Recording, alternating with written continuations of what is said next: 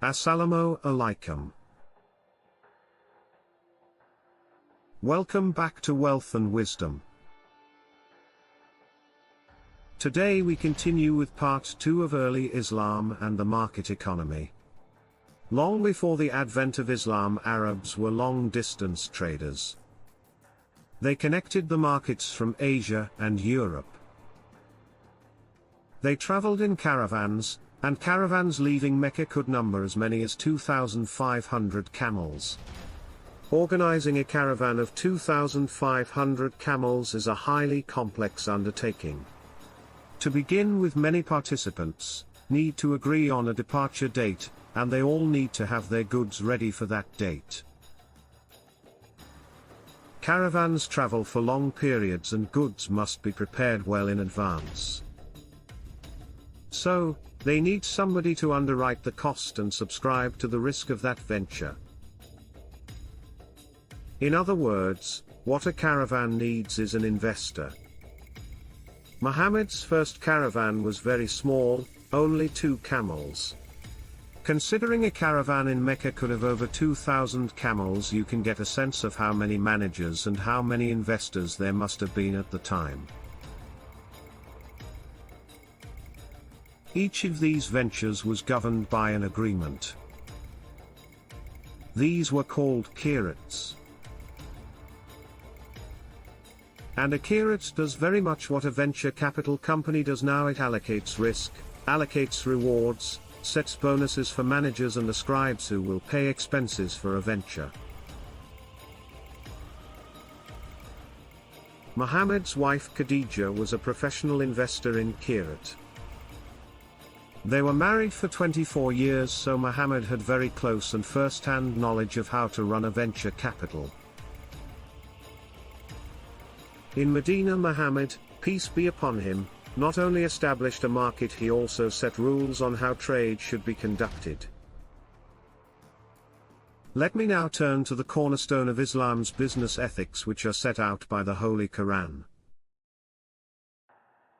The Quran states, Allah has permitted trading and made usury, interest, unlawful. This is a conjoined statement and both parts matter. The Quran bans activities that exploit borrowers but endorses fair trade. There are countless ramifications of the Quranic ban on usury which we will not get into here. Check out our other video on usury. There were many other innovations in trade that Muhammad introduced in Medina. But today we will discuss just one of them, which is de-restriction of prices. Once there was a famine in Medina, and the prices for food shot up. Households came under acute pressure. So, people approached Muhammad and said, "Help us." What they expected him to do was set a price cap. Muhammad never shied away from taking tough decisions. On this occasion his followers were surprised by his reaction. Because Muhammad refused to intervene in prices. They asked him why. And he explained that, prices are in the hand of God. If Muhammad, peace be upon him, as a prophet of God did not have a mandate to set prices in the market, by implication no other man-made authority, or government would be entitled to do that either. When Muhammad de-restricted prices in Medina, he threw out the rule book of economic management that had been in place since the beginnings of Mesopotamian history. In Mesopotamian history, from Babylon onwards, wherever possible, the government authorities set up prices in markets. And a customer who found a trader overcharging was entitled to file a complaint and the government would intervene. So, it was a highly significant step when Muhammad said he would not intervene in prices, because doing that would be irreligious. After Muhammad, peace be upon him, died, his successors were at pains to follow his pro-market policies. For example, Ali, his son-in-law, once spotted a trader in the market who had built himself a stall. Ali insisted that he take down the stall and explained why. For the Muslims, the market is similar to the house of worship. He who arrives first can hold his seat all day until he leaves it. So consequently, traders had to take down their stalls in the evening, and every morning the competitive field was open again to everyone. To explain why this matters to the history of capitalism, let me turn to a 20th century economist who thought deeply about the nature of markets, Friedrich von Hayek. According to Hayek, the hallmark of every capitalist society is the presence of markets.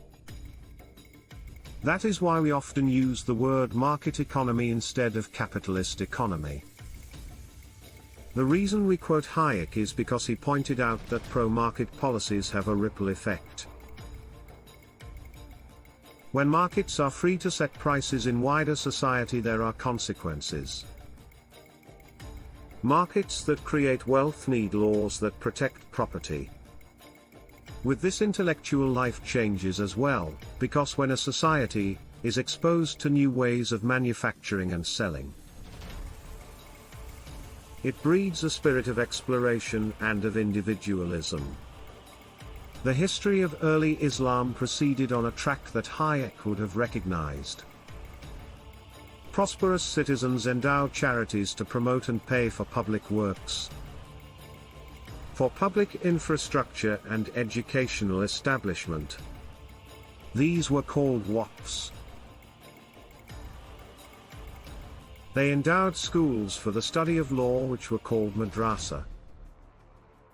Hayek also predicted that markets look for a third innovation, which is sound money. That too happened in early Islam. In the late 7th century, the Caliph Abdul Malik introduced a currency based on coins of gold and silver. Gold coins were called dinar and the silver coins called dirhams.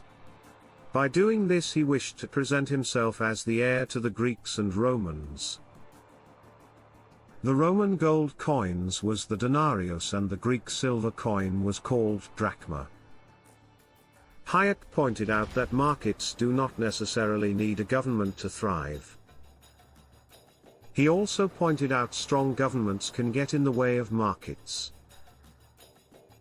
The history of Arabia illustrates the first point. The Arabs created markets long before they created a state and an empire. We will continue with part 3 in the next video. Don't forget to like, subscribe and like. Assalamu alaikum.